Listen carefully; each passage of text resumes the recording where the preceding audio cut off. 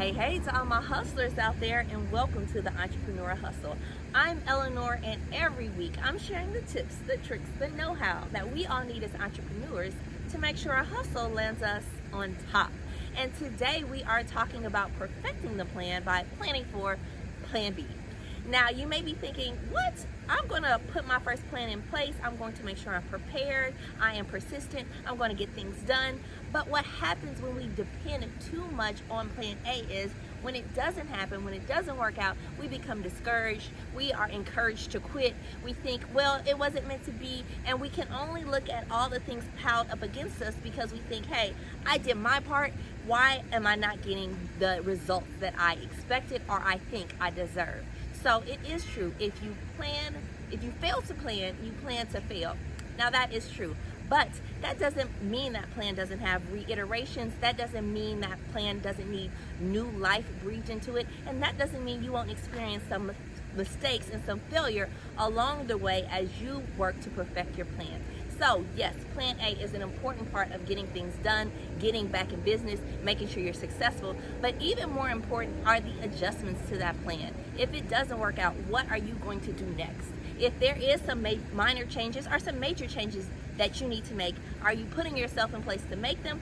Or are you so stuck to your first plan, maybe even to your best plan, that you can't accept when change needs to happen? So first things first, when change needs to happen, put that plan B in place. Always be thinking about it. It helps you stay on top, stay current, stay creative, stay flexible.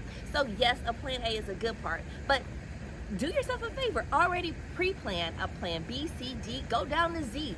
It helps you stay on your toes and makes you reactive to all the things that go into making sure something happens successfully. Next things next. You want to make sure that you fight away discouragement when plan A doesn't work. It is easy to say, I put things in place one way and I'm sticking to that way, and if it doesn't happen that way, then I don't want it. But don't get caught up in the details of how things happen.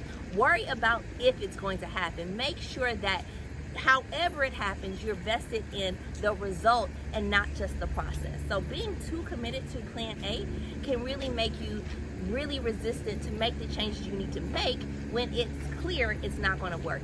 Last thing, pay attention. When it's not working out, put plan B in place. When that's not working out, put plan C in place.